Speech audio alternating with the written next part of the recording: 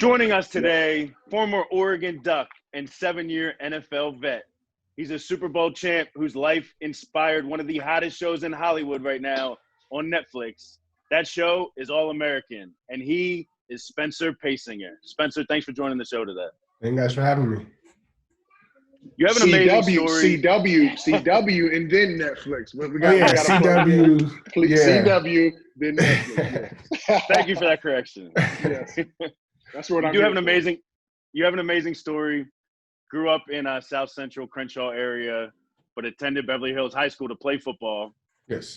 Which led you on to an amazing football career. 7 years is twice the average NFL career. You're part of an elite group that won a Super Bowl, that can say they won a Super Bowl. Part of an even more elite group that can say they played in a national championship game and won a Super Bowl back-to-back years. Yeah. Probably could have won both of those if Cam Newton had stayed home or got sick that day. But what you're doing now is so inspiring and important to the people out there. Do you feel that your football career was meant to create this platform for you to share your story with the world? It's funny because I definitely think about the trajectory from football into the industry, and if I had done anything different, would I be in this position now? I think football, hands down, has given me a platform to be able to tell not only my story, but just unique stories that are within the football community and beyond. So I give a lot of credit and where I am today to just those grunt days in the sun, running, working, lifting, just being with the guys on the field. I feel that.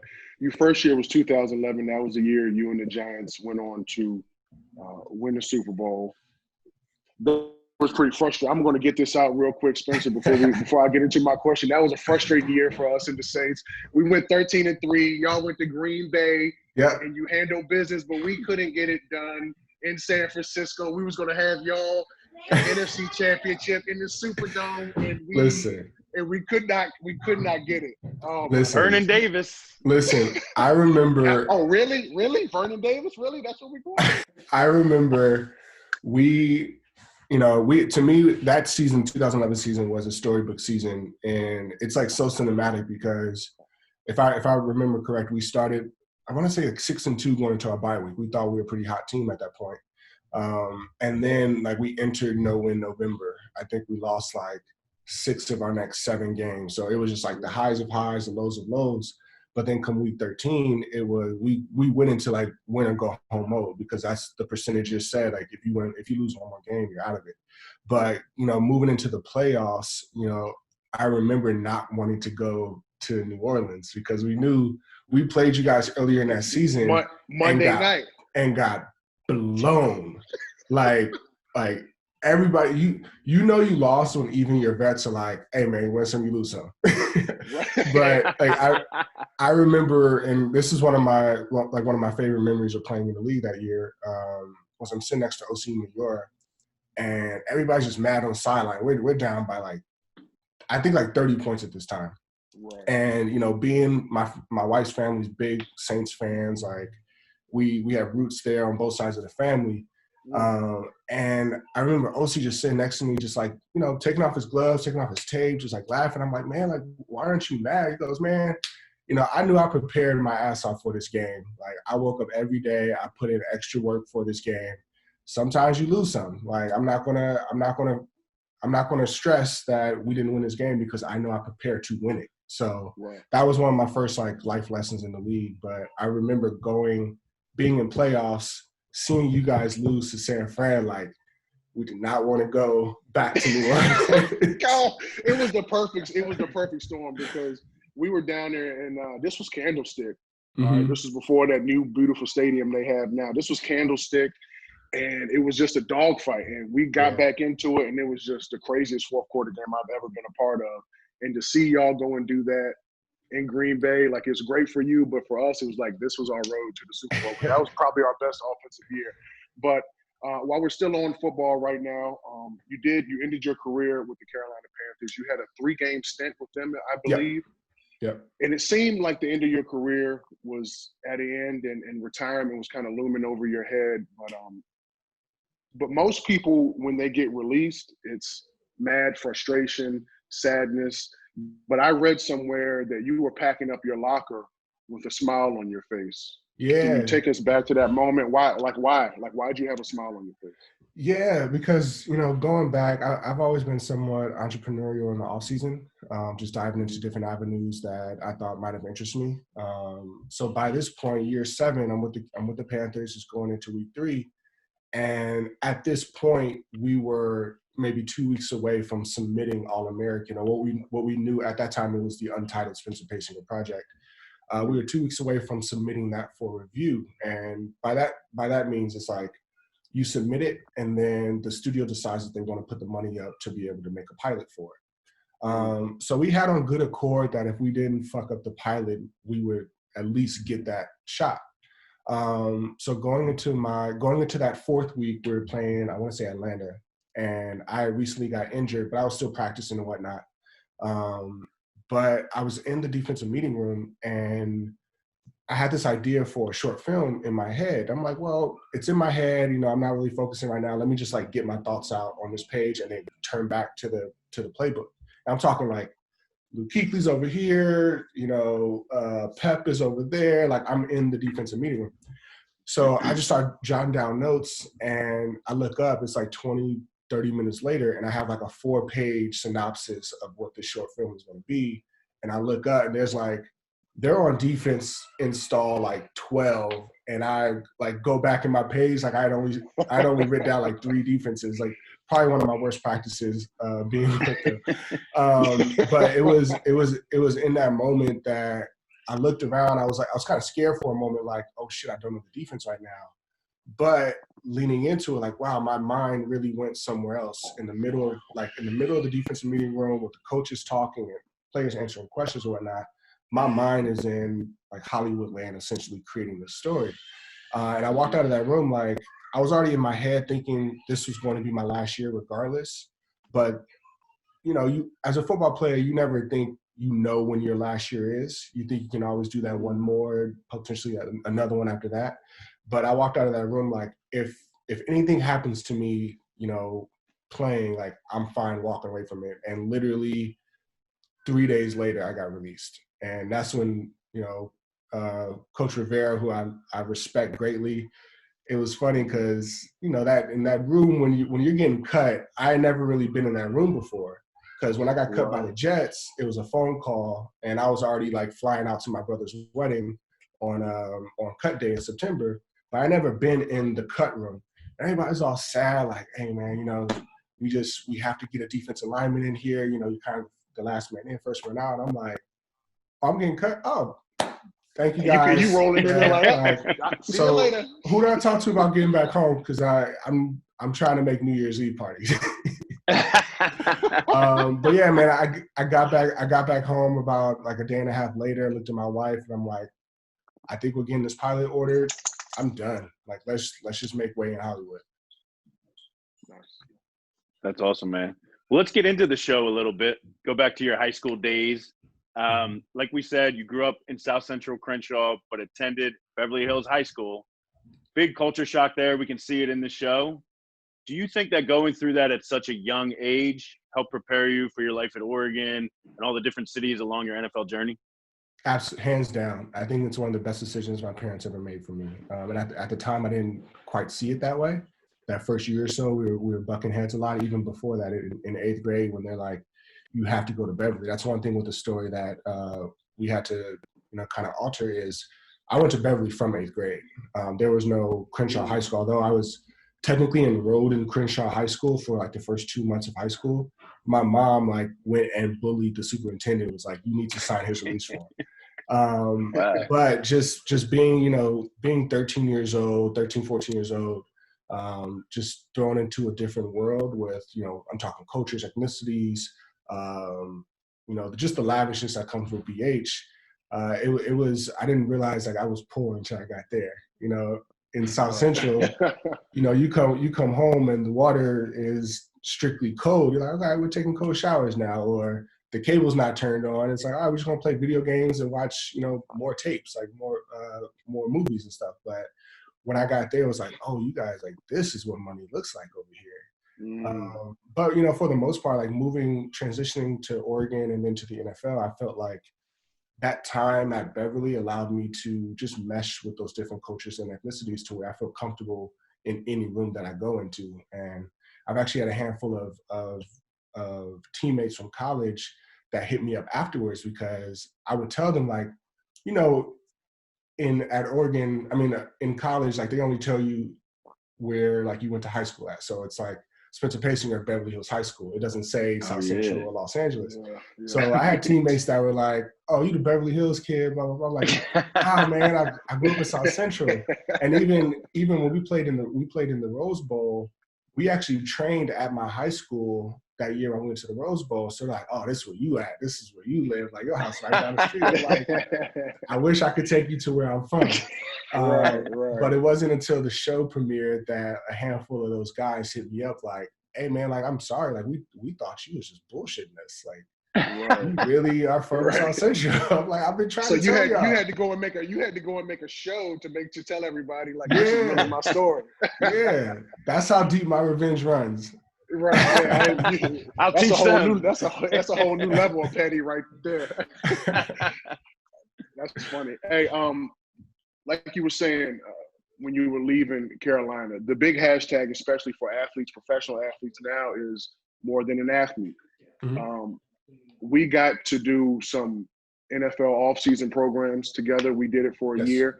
I would love for you to just stress the importance of guys having passions or developing other skills outside of football whenever they are playing sports, or even when they're in the high school or collegiate level, because a lot of guys, especially from where you came from, certain areas where I came from, you put sports so high, and when they don't make it, it's such a negative impact on their lives, and it's just kind of like all they know is sports. And I know for me, if football was taken away from me after year 6 or 7, I probably wouldn't be in the best place. I would have had a little bit of money, I would have had a little bit of success, but when it comes to life outside of this game, it's very important to start developing other skills.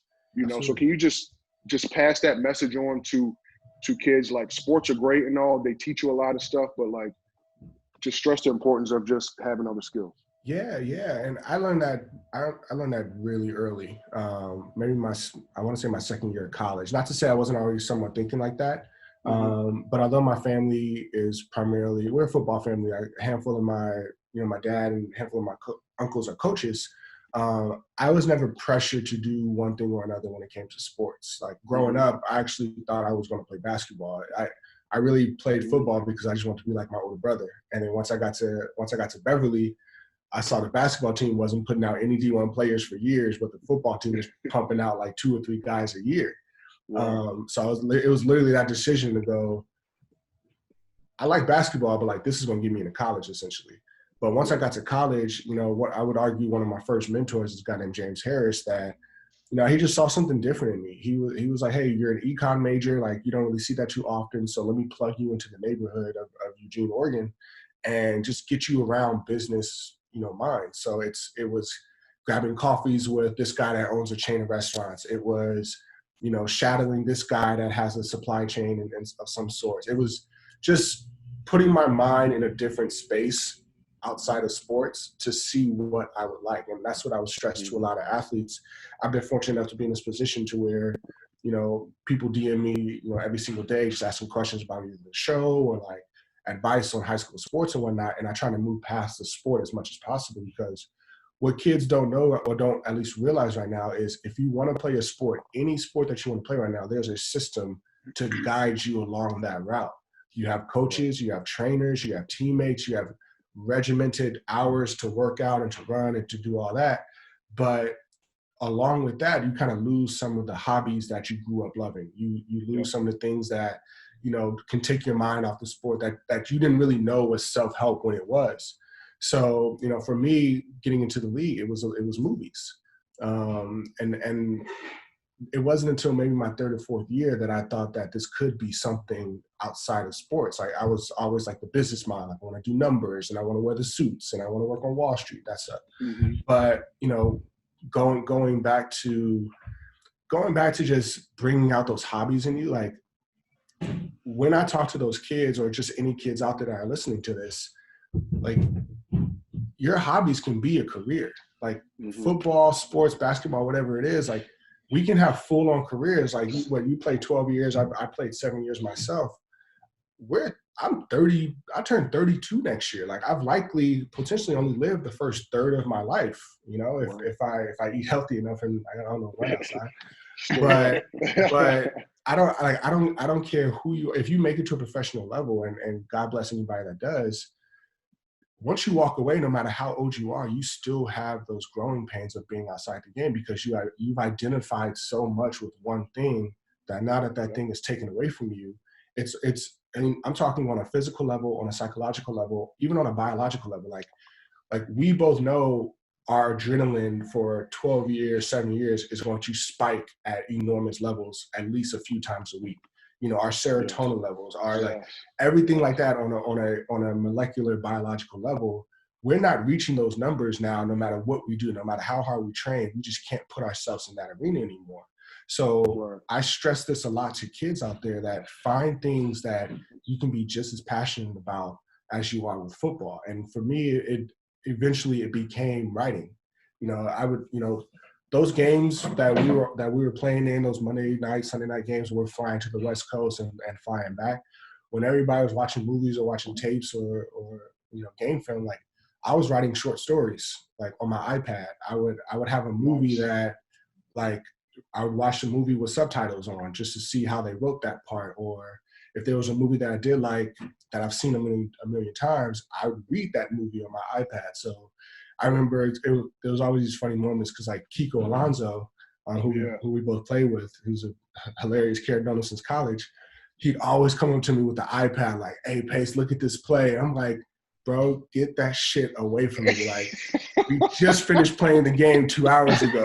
Like, I don't want to see football. Like, we are talking about that shit tomorrow. Get it away from me." But it was under the idea like that became my self-help, is just getting my mind off of football when I could. Again, because once you identify with something for so long, you know, and that's taken away from you, naturally there's going to be some growing pains, you know, getting past it. That's major game right there for the youngsters who are listening or who will potentially listen to that. That's real. That's real because I'm just honestly, I'm so fortunate that I had the chance to go to Miami and to do some of the off-season things because like Kiko, I was football, play the game, watch it the next day, who we got to get ready for. Like I was so ingrained on just doing everything football. And then now I'm just glad that I was able to cross paths with, you know, some people in the Dolphins organization who were able to kind of help get our mindset going. Absolutely. I'll say that too. Like, you know, when I was with the Giants, I had a handful of those opportunities, but it came more so from like, just remember that you still are a player for the New York Giants. Not in a bad way, but the Giants are part of that like upper echelon of organizations that essentially started the NFL. But once I got down to Miami, you know, we both know Caleb Thornhill tremendously. Like he was somebody that was like, the football's gonna take care of himself, but like let's work on like what you're interested in. And that's why I will always pick up the phone for him because although like I knew that I would willingly come to him for that advice and for that mentorship, like he was actively going to other players and was like, you need to come to this event or come to this segment or whatever. Like he was pulling players in, and I have the tremendous respect for him. I That's totally awesome. Agree. So you're living your second dream, we'll call it. Telling your story to the world. 2 seasons out there right now. You said you guys are working on season 3. How many seasons do you foresee this thing having to tell your full story? Man, as long as we can. I think the inception moment would be if there's a show about Spencer creating a show about his life. that's like Inception season 10 right there. Right. Like have a set about a set it's crazy. We actually joke about that a lot. It's like, what would be the moment that would end? That would just end this. I'm sorry if there's some background noise. My apologies. But yeah, it's just crazy. Just the position that I'm in with this. Like I liken it to be like my own sort of like self-help, self-care, because once the show started going, they literally said, like, what stories can you tell us from your past? And I'm talking, there were stories that I hadn't thought of in 15, 20 years that I'm looking at now like, oh, that was fucked up. Or maybe I should have did this another way. Or hitting up old friends that I hadn't talked to in a minute, like, hey, remember when we did this? Like, what was your perspective on that?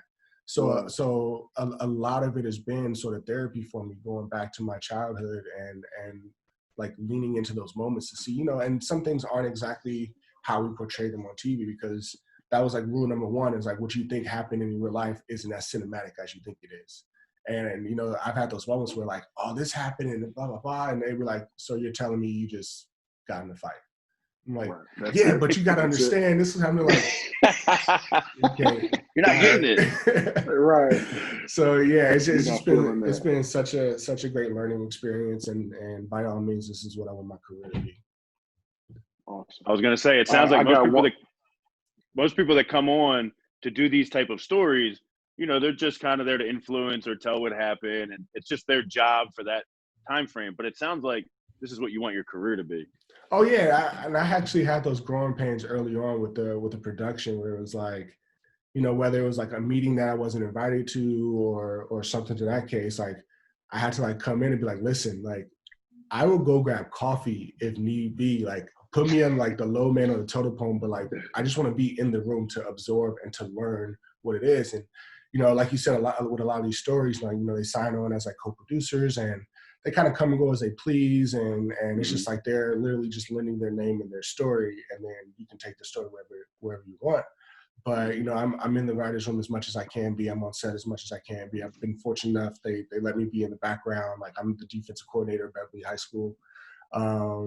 But yeah, I've become a student of All American, just soaking it in. I shadowed a director on our season finale in season 2. You know, potentially, you know, hopefully in the next season or 2 or whatever, getting to put myself in a position to be able to direct an episode. But yeah, that's something that I really want to like lean into, is the directing aspect of both TV and film, while also writing.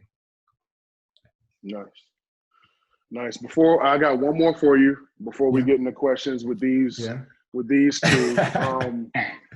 Hello, season hello. 1, Say hello.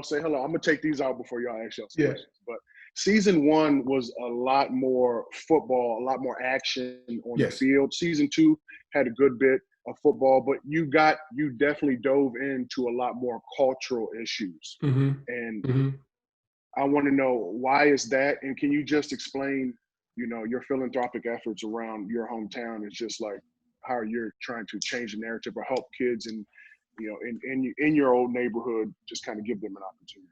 Yeah, you know, in season 1, I felt like, you know, and this isn't just my thoughts, like in terms of me driving the ship, like we have an amazing showrunner in Kicho Carroll that, you know, the show is only as good as she lets it be. And she's amazing at her job and crafting stories and direction of where we're taking Spencer and his journey.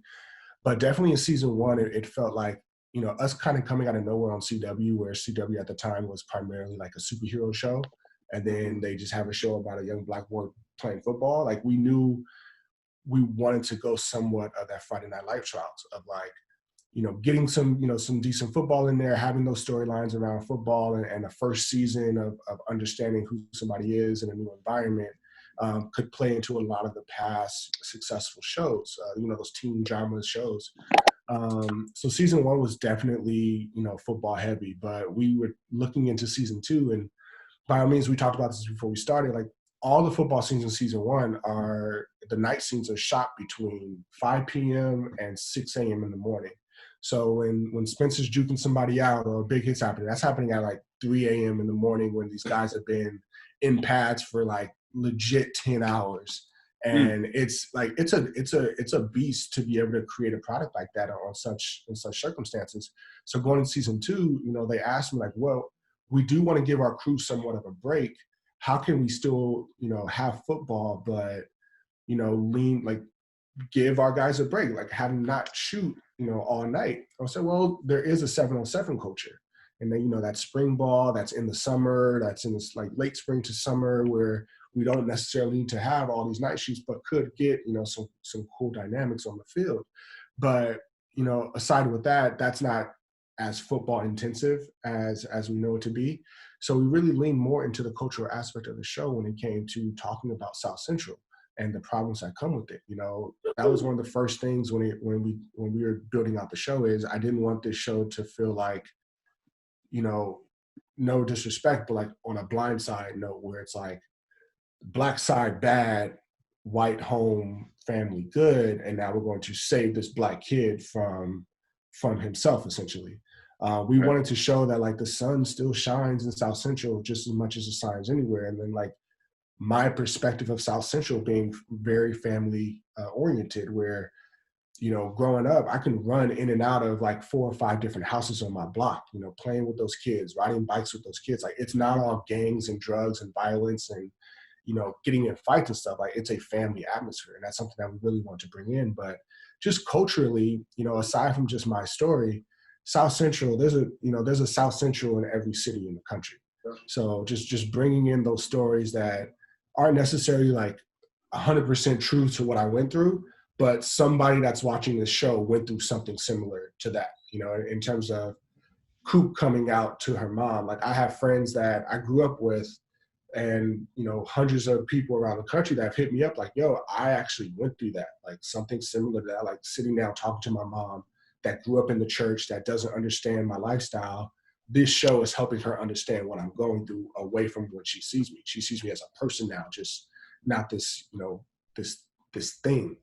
So that's at the heart of the show, is just bringing the stories that are culturally relevant to the many South Centrals out there in the world. Nice. Man, that was great. Well, I got these 2 ones. What you gonna say? I said beautifully said. Yeah, that was great. Yeah, thank you. That was great. Okay, here we go. We got little Miss J. Say hello. Hi. Well, hello there. How are you? How are you, sis? Good. How are you? How are you? I'm holding up. Good. All right, you got a question? Do you have a special talent that nobody knows about? I would say I do, yeah. So growing up, I won a handful of art competitions. I know how to draw, I know how to do the whole thing. Maybe my pen may not be as strong as it used to be, but growing up, that was like my first love was drawing. I would draw anything and everything, mainly Dragon Ball Z characters. That was like my favorite thing to draw. Awesome. You like art too, don't you? Yeah. Yeah, art and dance and all that good stuff. Lean into it. Yeah. All right, I got my big dog right here. He's representing. Say, what's up? What's up?